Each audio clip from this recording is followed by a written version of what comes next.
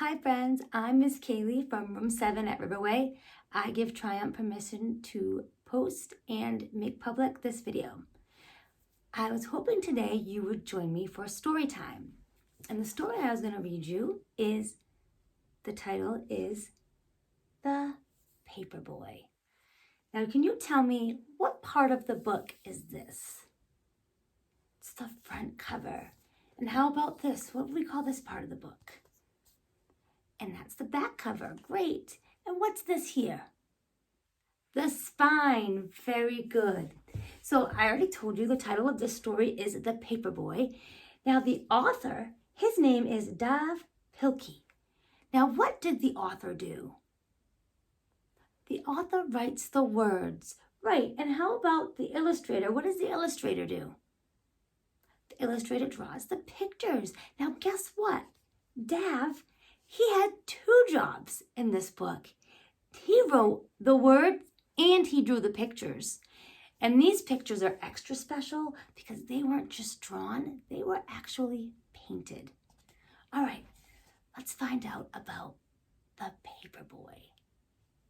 When I look at the cover, to me it looks like this story is taking place at nighttime because I see a moon and I see some stars. And his bike here has a light on it so he can see. That reminds me of the night. Let's find out.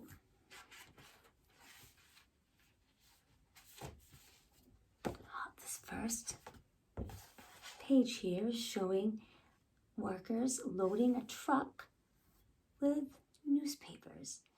It's the Morning Star Gazette. Now Gazette, that's another fancy word or way to say newspaper. Up here, now that truck is driving away. And it's arrived, and he's unloading newspapers.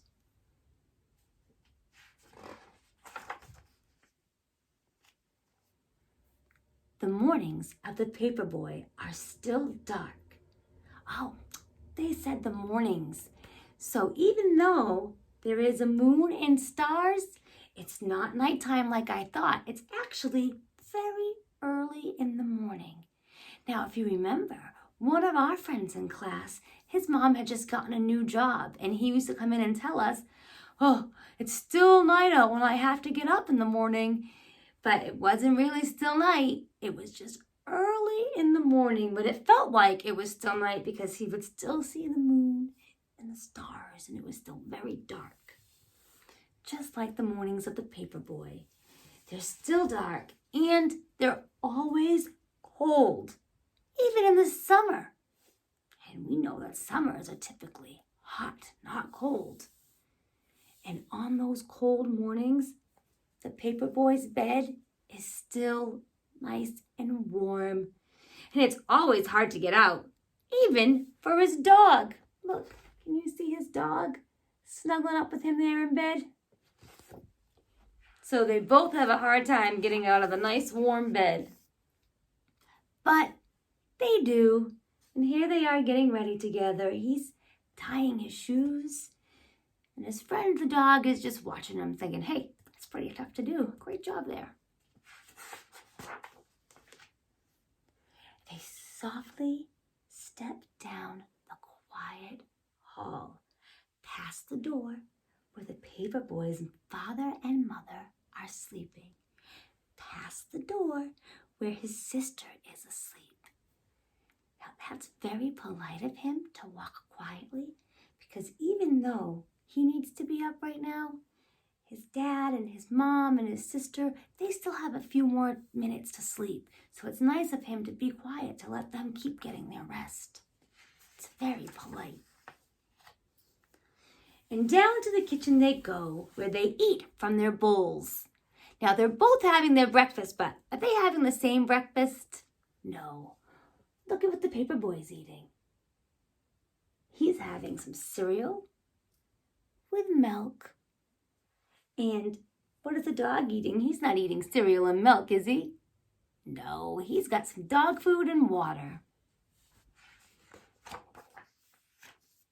They head out to the garage where they quickly fold their papers, snapping on green rubber bands and placing them in a large red bag. Wow, look at all those newspapers. And he's rolling them up, putting on the green bag, the green elastic, and putting them in the bag. Oh, and the dog, he's helping him by holding the bag open. Now see, that's the garage. A lot of times in the garage is where people park their cars. And that's where they were just working, in the garage. It's hard to ride a bike when you are loaded down with newspapers. But the Paperboy has learned how to do this. And he is good at it. Because it's tricky. If you're loaded down, that means you've got a lot of something and it's kind of heavy. So he had to work hard to learn how to keep his balance with that heavy load. And look at, I love how his bike has that light. That's wonderful. The Paperboy knows his route by heart, so he doesn't ever have to think about which house to pedal to. So what he's going to do is he rides his bike, and then he'll drop off each of those rolled up papers to the house of the people who ordered them.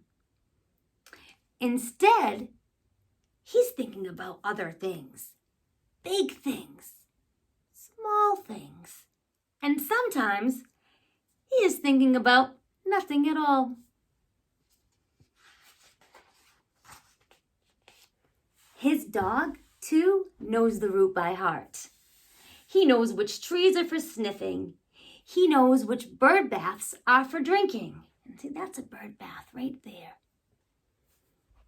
Which squirrels are for chasing, and which cats are for growling at. Uh-oh, I hope he didn't growl at this poor little kitty sitting in the shadows. Oh, look at that wonderful shadow. See the Paperboy there and the bridge? That's awesome. Oh, and it kind of looks like it's getting a little brighter out. Doesn't look as dark as it did in the beginning. All the world is asleep, except for the Paperboy and his dog. And this is the time when they are the happiest. And you can tell the whole world's asleep because look at, see in those windows? None of the lights are on. It's all dark because they're all still sleeping. And there's the Paperboy and his dog. But little by little, the world around them wakes up. See, little by little, the lights start to turn on in the houses. Everyone's getting up. The stars and the moon fade away, and the skies become orange and pink. So fade away means they're slowly disappearing. They're getting lighter and lighter. See, the moon's not so bright there. It's fading away. And when the Paperboy has delivered his last newspaper, he and his dog race home. And his empty red bag flaps behind him in the cold morning air. Kind of looks like a Superman cape when it's flapping behind him like that. Soon they are back home. It is still dark inside, but the sounds of morning are all around. His father and mother are awake and talking softly in their bed. And his sister is downstairs watching Saturday morning cartoons. And look, you can tell that they're waking up, even if you couldn't hear them, because you can see the light now under the doors. And before, remember, it was still all dark when he was slowly leaving. And back inside his own room, the Paperboy pulls down the shade and crawls back into his bed, which is still warm. And while all of the world is waking up, the Paperboy is going back to sleep. And his dog is sleeping too. Their work is done. Now, why do you think he pulled the shade down? Because the sun was coming up. And a lot of times when we sleep, we like a nice dark room. And the sun would have been shining brightly in his bedroom. So when he pulls the shade down, he's blocking out the sun so his room can stay nice and dark and he can get some rest. And now is time for dreaming. So he's gonna get his rest and he's dreaming. And it looks like he's dreaming that he's flying to the moon with his dog. And his dog was a great friend to him all morning. He stayed with him the whole morning and helped him deliver all those newspapers to all the houses that he had to deliver them to. Now, I don't know if you've ever seen a newspaper, but I have one right here that I can show you. This is the newspaper that Miss Kalee gets to her house. And this one's called the Middleborough Gazette. Now remember, in the story, the paper that they were delivering was called the Morning Star Gazette. And we said that Gazette is like another big word for newspaper. And what a newspaper is it has all kinds of stories or news about what's going on. And this one is mostly what's going on in my town of Middleborough. And right here, see if you can see it, really cool about what I like most about this paper here is this little boy right here. I used to be his preschool teacher, and now he's in middle school. And because I had this paper delivered to my house, I got to learn that he was one of the winners. He was the second place winner of the geography bee at his school. So I got to read this paper and be so proud of him. So it's really cool. Newspapers are really great because you can learn different things about what's going on in your town. That's what my paper is about, my town, what's going on in my town. Another fun thing, when I was growing up, I used to absolutely love the Sunday paper. And families, if you have newspapers at home, especially Sunday papers, because the Sunday papers have the funnies, but it's great to let your child explore the paper. They'll start when you're just exploring the paper, you're kind of learning different print concepts, like that print goes from left to right. When you're reading, you go from left to right. You learn that if you, especially find the funnies are great because you think that they're just entertainment, but you're learning, you get to actually learn so much from them. Because in the funnies, you're learning that the pictures go with the print.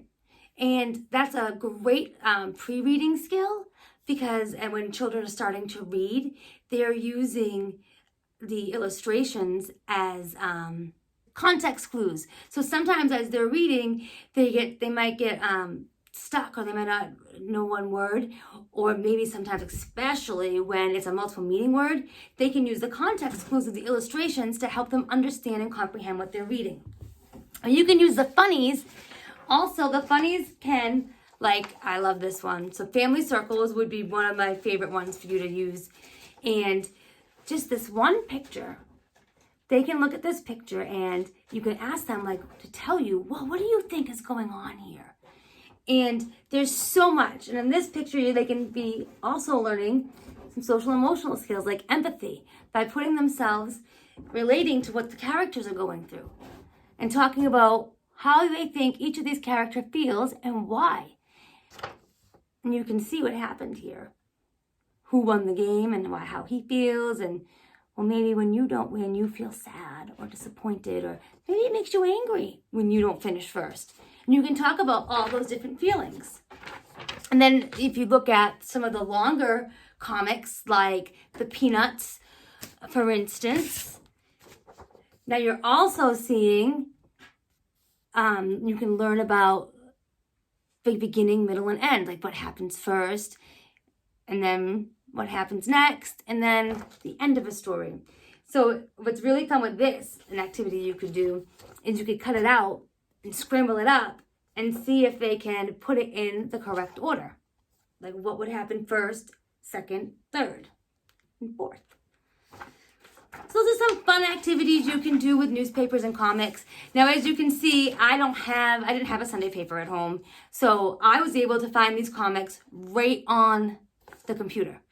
So if you didn't have a Sunday paper with the funnies and you wanted to do some of these activities with letting your child explore the comics, you can do them. You can find them right online.